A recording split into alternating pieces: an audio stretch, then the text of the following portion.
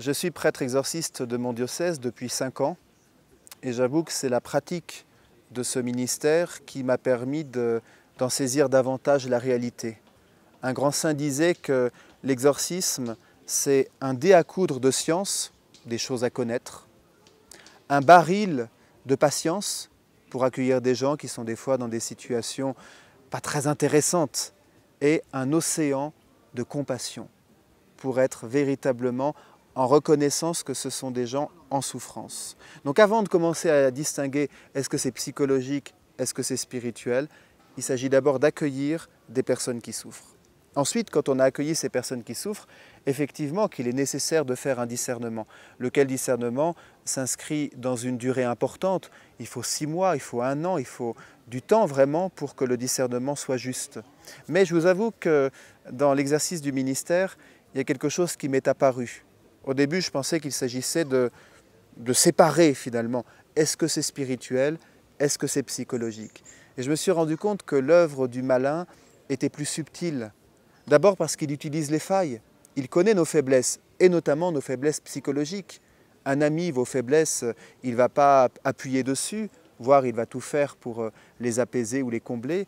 Un ennemi, un malveillant, va justement appuyer là où ça fait mal. Donc ce n'est pas parce qu'il y a un problème psychologique qu'il n'y a pas en plus un problème spirituel. Et en plus, également, l'esprit du mal, c'est le père du mensonge. Et donc il peut aussi se dissimuler derrière des facteurs psychologiques pour vraiment attaquer quelqu'un. Donc on ne peut pas simplement essayer de faire un discernement psychologique par rapport à un spirituel, même s'il est nécessaire de faire ce discernement psychologique et que nous, comme prêtres exorcistes, nous avons le soutien de psychologues chrétiens, qui nous permettent d'arriver à un saint discernement. Mais une fois qu'on a dit cela, on n'a pas tout dit. Parce que pour faire un bon exorcisme, il faut d'abord, un bon discernement sur l'exorcisme, il faut d'abord reconnaître qu'il existe. Ça c'est fondamental, qu'il existe un être pervers et pervertisseur, comme dit Paul VI. Pas simplement une tendance en nous à faire le mal. Ouvrez les évangiles, la présence de Satan est là, comme l'adversaire, l'ennemi à l'œuvre du Christ, l'ennemi de l'espérance. Et finalement, dans le discernement d'exorcisme, ça va être un élément important. On pourrait dire en périphérie, il y a tous les phénomènes extérieurs. Quelqu'un qui va avoir physiquement des réactions qui peuvent être étonnantes, mais qui peuvent aussi s'expliquer, pourquoi pas. En revanche, quand il va y avoir la marque du désespoir, pour moi ça c'est un critère essentiel, puisque l'esprit du mal veut nous faire désespérer, et d'abord désespérer de Dieu. Et donc dès qu'il y a cette tentation du désespoir, cette tentation de la tristesse, de la profonde mélancolie, cette tentation qui fait qu'on n'est plus capable de se réjouir dans le Seigneur, là c'est quand même un critère de discernement particulièrement important. Par rapport à l'exorcisme, il me semble qu'il est important de nous dire que le Seigneur nous protège. On n'est pas attaqué par le démon comme on attrape un rhume si on sort sans manteau. C'est quelque chose de beaucoup plus complexe. D'abord parce que le Seigneur l'a emporté sur les puissances de la mort. Relisez le début de la lettre aux Hébreux. Le Christ a anéanti les puissances du mal. C'est fait, ce n'est pas simplement une promesse, même si elle se trouvera son accomplissement à la parousie, mais c'est déjà une réalité. Donc le Christ a anéanti. On aura un message du lot, permettez-moi que je cite le sanctuaire du lot, puisque je le sers, où il est dit que Benoît demande un jour à la Vierge Marie si le démon avait un pouvoir sur elle. Et la Vierge Marie répond « Non, si vous ne le voulez pas ». L'implication de la volonté. Et je me suis rendu compte dans mon ministère qu'il s'agissait d'aider les gens à réhabiter leur volonté.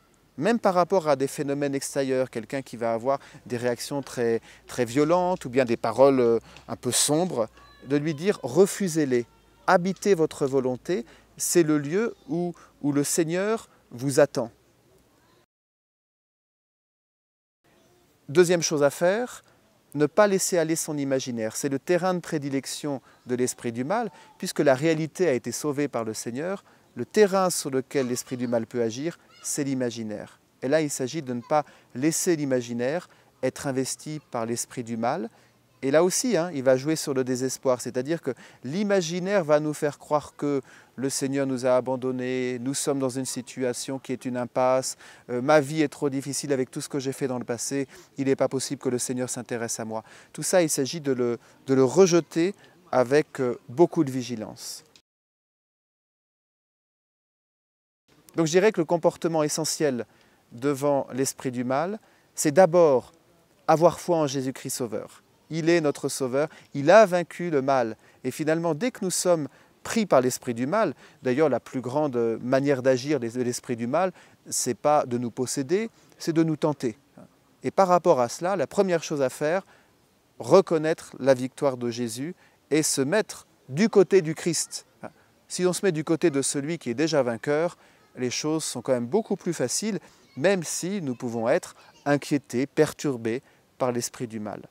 Deuxièmement, Marie.